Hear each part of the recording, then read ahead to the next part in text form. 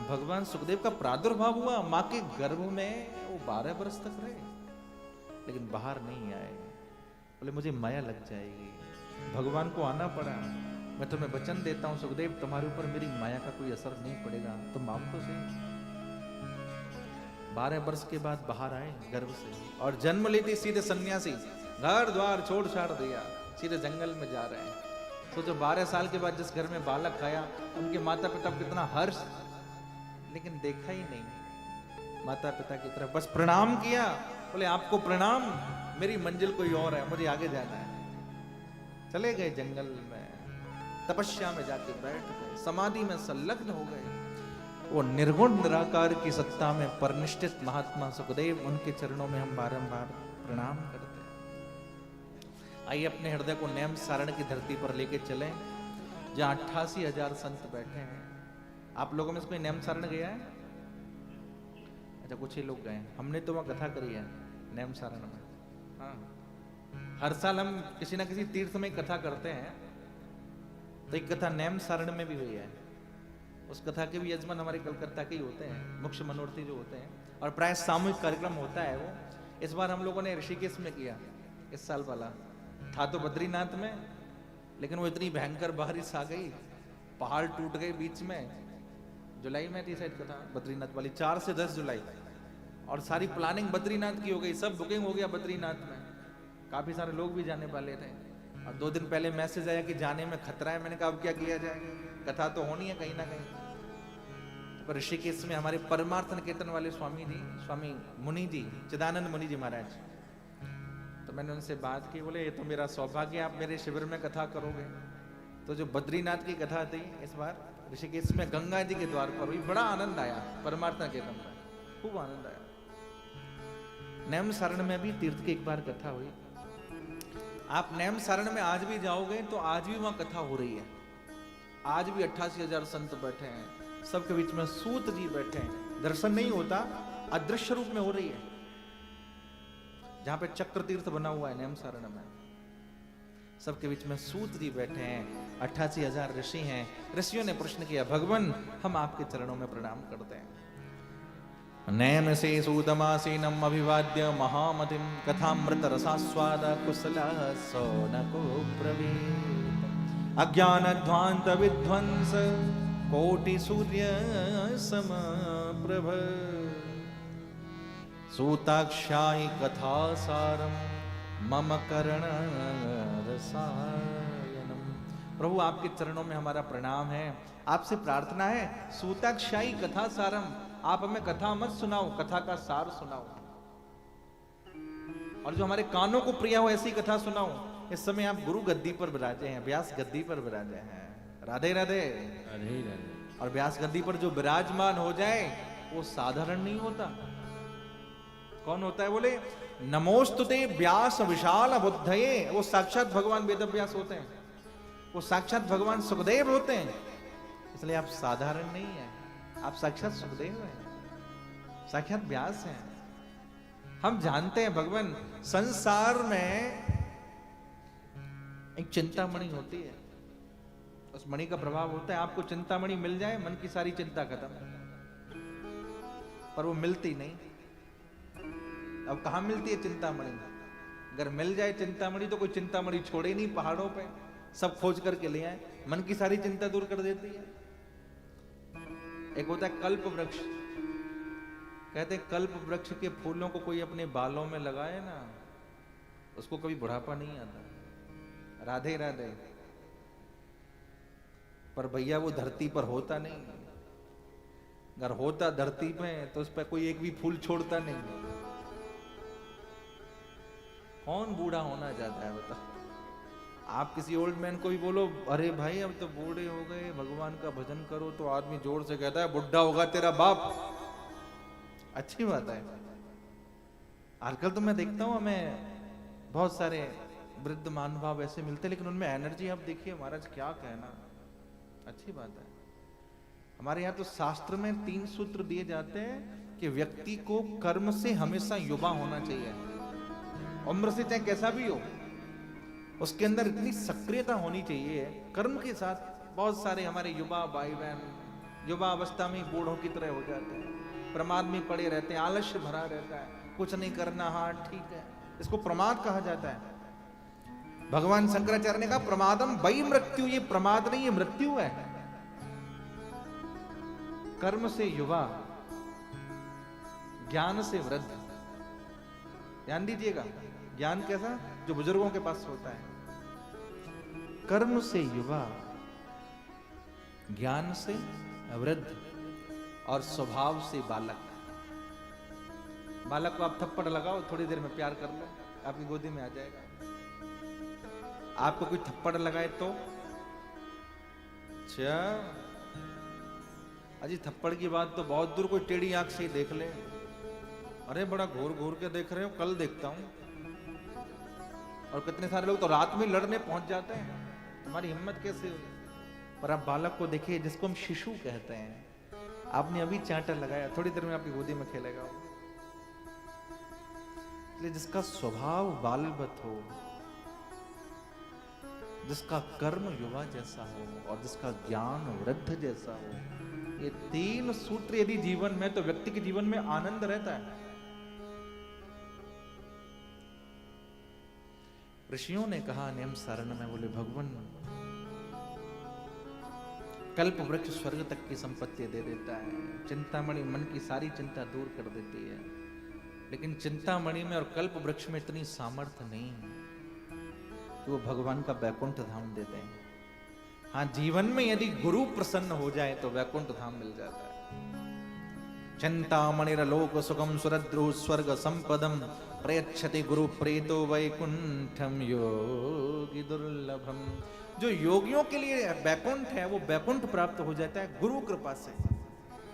साल में एक दिन आता है, जैसे हम कहते हैं गुरु पूर्णिमा आता है ना, बहुत सारे महानुभाव केवल गुरु पूर्णिमा के दिन ही अपने गुरु जी को याद करते हैं, केवल और केवल गुरु पूर्णिमा के दिन, और पूरी साल बोले भूल गए, याद ही नहीं कि गुरु जी हैं या नहीं, या प्राण।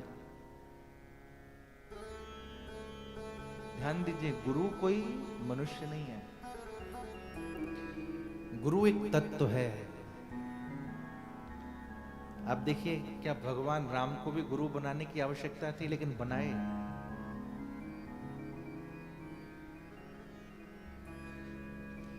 रावण को मारने के बाद जब भगवान राम वापस आए अयोध्या में, तो कौशल्या माँ ने पूछा, राघव तूने इतना बड़ा काम कैसे किया, इतने दिनों तक वन में रहे, रावण का उद्धार किया, इतना लंबा चौड़ा काम तुमने कैसे किया।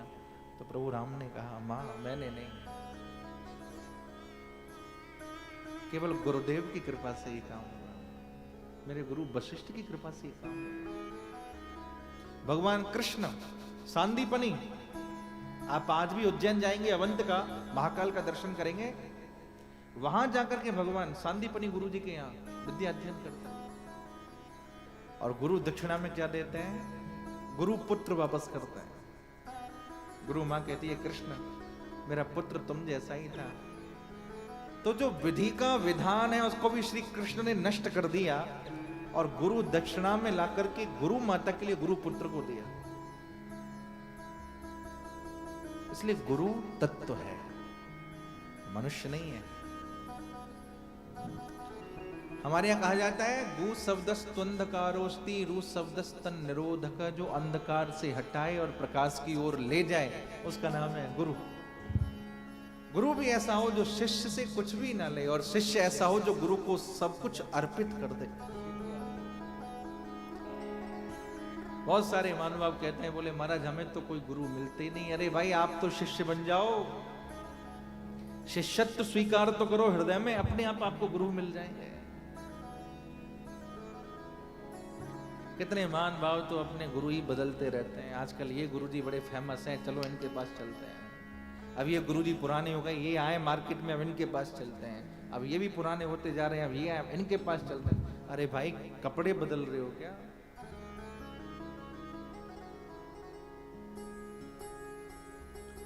एक माता जी तो मेरे पास आई, बोले महाराज जब मैं 60 साल की थी, गुरु जी बनाए, 2 साल के बाद वो चले गए।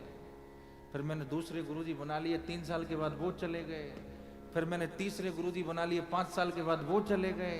तो मैंने कहा मेरे पास क्यों आई हो? बोले महाराज मैं आपकी कथा सुनती हूँ, कई सालों से सुनती हूँ, बड़ा प्रिय लगता है। आप संस्कृत के श्लोक जब बोलते हैं तो मेरे मन में आता है कि कहीं आपको ही मैं गुरुजी बना लूं। मैंने हाथ जोड़ के कहा माता जी मुझे तो भी बहुत कथा करनी है, आप तो जिन्हें गुरुजी बना रही हैं वो सुधारते ही जा रहे हैं। यदि भी विनोद है पर कहीं कहीं ऐसा दिख रहा है हम ये निर्णय ही नहीं कर पा रहे हमें क्या करना है क्या नहीं करना, क्या सही है क्या गलत है। प्रयच्छति गुरु प्रीतो, गुरुदेव की कृपा हो जाए।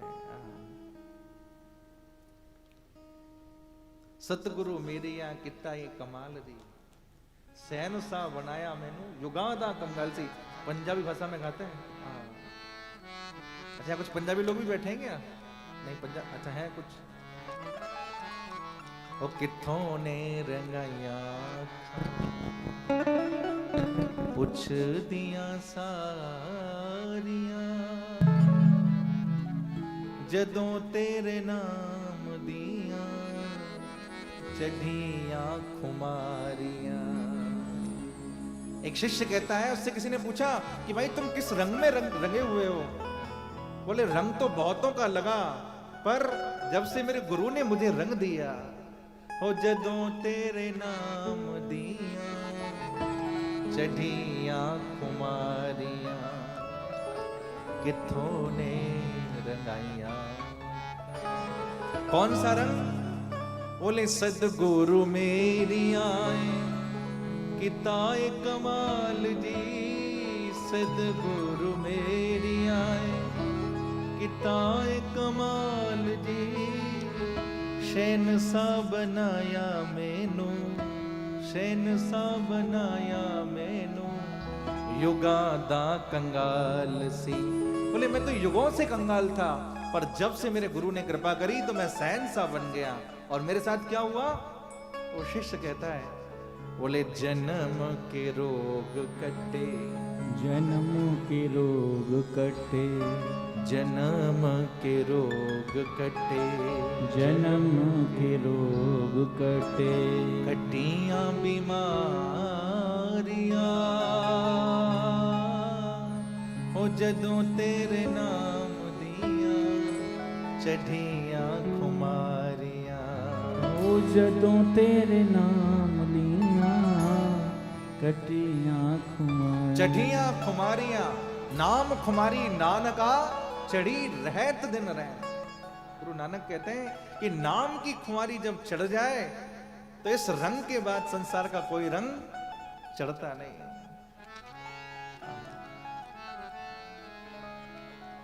इसलिए प्रयच्छति गुरु प्रीतो, ऋषियों ने कहा भगवान आप हमारे गुरु हैं, कृपा करिए हमारा कल्याण कैसे हो। इस घोर कलयुग में जीव दुष्ट स्वभाव के हो गए हैं, सब एक दूसरे का धन हड़पने में लगे हैं, फिर भी पेट नहीं भर रहा है। पेट तो भर रहा है, पेटियां नहीं भर रही हैं। इस संसार के अंदर ईश्वर ने जो भी प्रकृति बनाई है, ध्यान दीजिएगा मेरे भाई बहन, अगर हंस मोती चुगता है तो उसके मोती की व्यवस्था भी परमात्मा करता है। इस संसार में कोई भी जीव जंतु तक भूखा नहीं मरता, एक इंसान ही है जिसका कभी पेट नहीं भरता। राधे राधे राधे राधे। तृष्णा उधर वृद्धि, ये तृष्णा का पेट इतना बड़ा है कि भरने में नहीं आता। ये है तो ये मिल जाए, ये है तो ये मिल जाए, ये है तो ये मिल जाए, ये है तो ये मिल जाए। इसलिए भगवान कृपा करिए हमारा कल्याण कैसे हो। जब ऋषियों ने प्रश्न किया तो सूत जी ने कहा, ऋषियों ध्यान दे के सुनो, काल व्याल मुखग्रास त्रास निर्णास हेतवे श्रीमद् भागवतम शास्त्रम कलौ कीरेण भाषितम। जो कोई इस कलयुग में अपना कल्याण करना चाहता है उसे भागवत की कथा श्रवण करनी चाहिए। इसी भागवत की कथा को जब सुखदेव जी ने राजा परीक्षित को सुनाया तो देवता लोग आकाश से आ गए थे, हाथ में अमृत का कलश लेकर के आए। बोले आप ये अमृत का कलश, इसमें अमृत है, ये परीक्षित को पिला दो, और आप जो हरि कथा अमृत पिला रहे हैं ये हमें दे दो। राधे राधे राधे राधे। सब कहिए राधे राधे। सुखदेव जी ने मना कर दिया, नहीं। श्रोता बन के आते तो कथामृत पिलाता, तुम व्यापारी बन के आए हो, इसलिए व्यापार बुद्धि से कथा में बैठोगे तो कथा का असर नहीं होगा, मना कर दिया। इसलिए भागवत की कथा देवताओं को दुर्लभ है, लेकिन हम मनुष्यों को सुलभ। इसी भागवत की कथा को, भागवत के ग्रंथ को सत्यलोक में ब्रह्मा जी ने तराजू में तौल करके देखा है। एक पलड़े पर सारे शास्त्र रख दिए हैं और एक पलड़े पर भागवत ग्रंथ रखा है।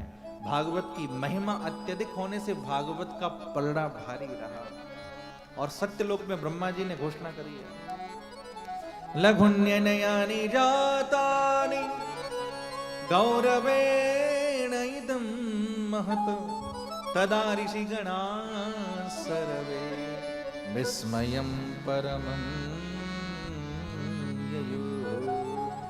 जिसको भी अपना कल्याण करना है वो भागवत की कथा को सुने।